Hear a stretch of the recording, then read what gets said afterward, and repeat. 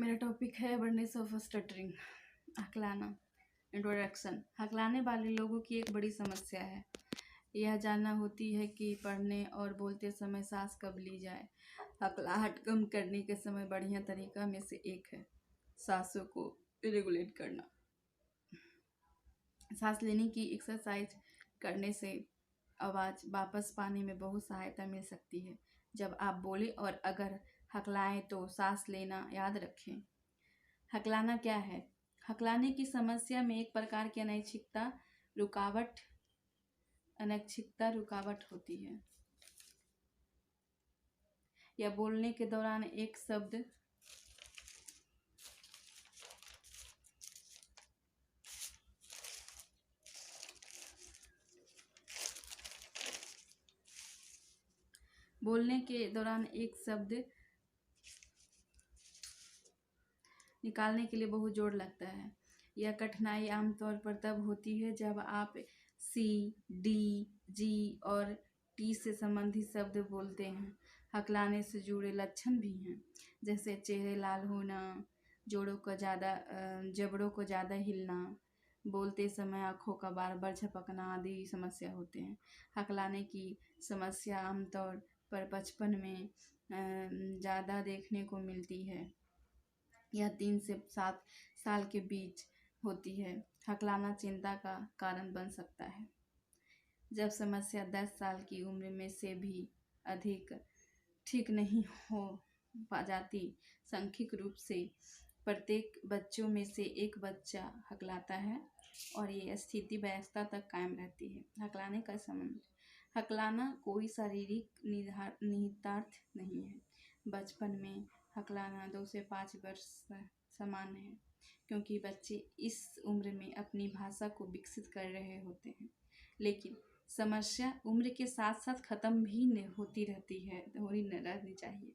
हालांकि अगर हकलाना लंबे समय तक रहता है या अनुपचारित छोड़ दिया जाता है तो उन पर सामाजिक, भावनाओं और मनोवैज्ञानिक प्रभाव पड़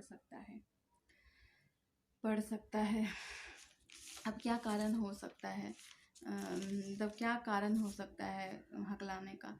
अधिकांश विशेषज्ञ मानते हैं कि यह कई कारकों में संयोजन से होता है, जैसे शारीरिक, साइकोजेनिक, न्यूरोलॉजी, मनोवैज्ञानिक और पर्यावरणीय। ये कारक इस स्थिति में किस तरह काम करते हैं यह भी अभी तक पता नहीं चल पाया है। हकलाने का इलाज उम्र पर भी निर्भर करता है। एडल्ट पे, बचपन में, चाइल्डहुड पे, फिर आके जाके वयस्क में, जैसे एडल्ट में, मतलब जैसे जैसे उम्र होगा उस उम्र पर निर्भर करता है इलाज करना। लक्षण हम क्या क्या देखते हैं हकलाने में? किसी शब्द या वाक्य को शुरू करने में समस्या होना, कुछ शब्दों को बोलने में से पहले हिचकिचाहट महसूस करना, या अपनी बात तेज गति से बोलना, मतलब बहुत जल्दी जल्दी बोल रहा है, या मतलब पैर को हिला रहा है, या मतलब दोनों हाथ को पकड़ के दोनों जोर से, मतलब पूरा पकड़ के हाथ को पूरा हिला रहा है, या आँख कभी कभी देख रहा है, मिटमिटा रहा है। कुछ बोलते समय उसको बहुत जल्दी जल्दी बोल देता है। बोलते समय तेजी गति से आँखों मीचना, पैरों को ज़मीन पर थपथपाना, कुछ आवाज़ निकालने से पहले ओह, आ, आ, आ जैसा विस्मयबोधक शब्द का बार बार इस्तेमाल करना, ये सब समस्या आ सकता है। हकलाने से आपका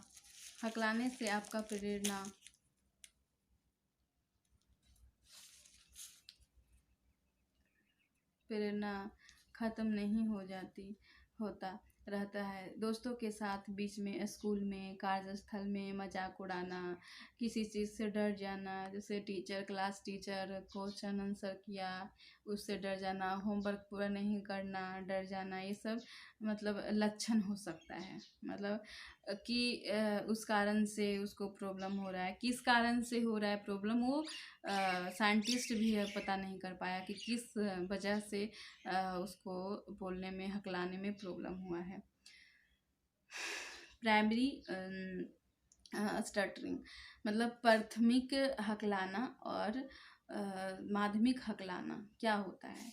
प्राथमिक हकलाना मतलब कि साउंड को repetition and sound saleable word को होल वर्ड को प्रोलोंगेशन करके सिंगल साउंड और block air flow of voicing during speech. बोलने वक्त उसका जैसे बोल रहा है तो प्रोलोंगेशन करके बोल रहा है, शब्द को पूरा एक अथी में तोड़ तोड़ के बोल रहा है। एयर फ्लो मतलब सांस ले लेके एक ही मतलब एक ही अथी में बोलते जा रहा है। फिर माध्यमिक हकलाना क्या होता है। माध्यमिक हिचकिचाहट, कोई चीज़ में जैसे कि उसको बोलने में पूरा शर्म आ रहा है या हिचकिचा रहा है, नहीं नहीं हम बोलेंगे तो ये गलत हो जाएगा, ये सही है। मतलब क्या होता है कि कोई भी शब्द को बोलने में उसको बाधा आ रहा है, बोल नहीं पा रहा है, मतलब टॉक बात करने में उसको एबनॉर्मल हो रहा है, मतलब नॉर्मल फीलिंग नहीं आ रहा है, या मतलब कोई कारण से वो डर रहा है, या मतलब कोई कारण से वो अवॉइड कर रहा है कि नहीं नहीं हम नहीं बोलेंगे, अगर हम बोल देंगे तो हंस लेगा तो प्रॉब्लम हो रहा है। वो सब क्या होता है माध्यमिक हकलाना। Secondary secondary stuttering.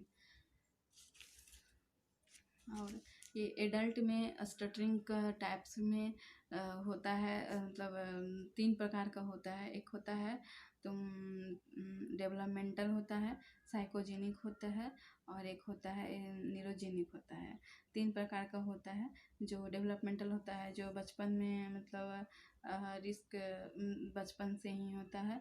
और क्या क्या मतलब क्या क्या फैक्टर हो सकता है रिस्क फैक्टर, हम मतलब कौन कौन हो सकते हैं कि रिस्क हो सकता है फैक्टर में हकलाने में। ज़्यादा तो फैमिली पे डिपेंड करता है, फैमिली अगर सपोर्ट करेंगे तो ठीक है, उनको मतलब हायर रिस्क मतलब हायर ज़्यादा ध्यान देना चाहिए उनको।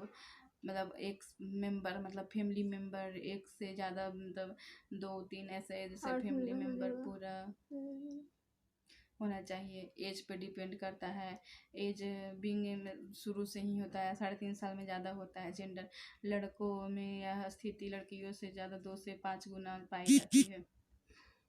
क्या करना चाहिए क्या नहीं करना चाहिए, क्या करना चाहिए मतलब क्या करना चाहिए, धीरे धीरे बोलना चाहिए, सिखाना चाहिए कि तुम धीरे धीरे बोलो, और इससे यह स्थिति लड़कियों से ज़्यादा 2 से 5 गुना पाई जाती है। क्या करना चाहिए क्या नहीं करना चाहिए, क्या करना चाहिए मतलब क्या करना चाहिए, धीरे धीरे बोलना चाहिए, सिखाना चाहिए कि तुम धीरे धीरे बोलो, और इससे तुम्हारा जो नेचुरली इन्वायरमेंट है उस हिसाब से तुम मतलब थोड़ा सांस ले लेके बोलो। अगर बच्चा ठीक से सुन रहा है तो बोल सकता है। दूसरा का नकल नहीं करना चाहिए कि वो ऐसा कर रहा है, मतलब जैसे कि वो इतना जल्दी जल्दी बोल रहा है, इसको देख के इतना सर बोल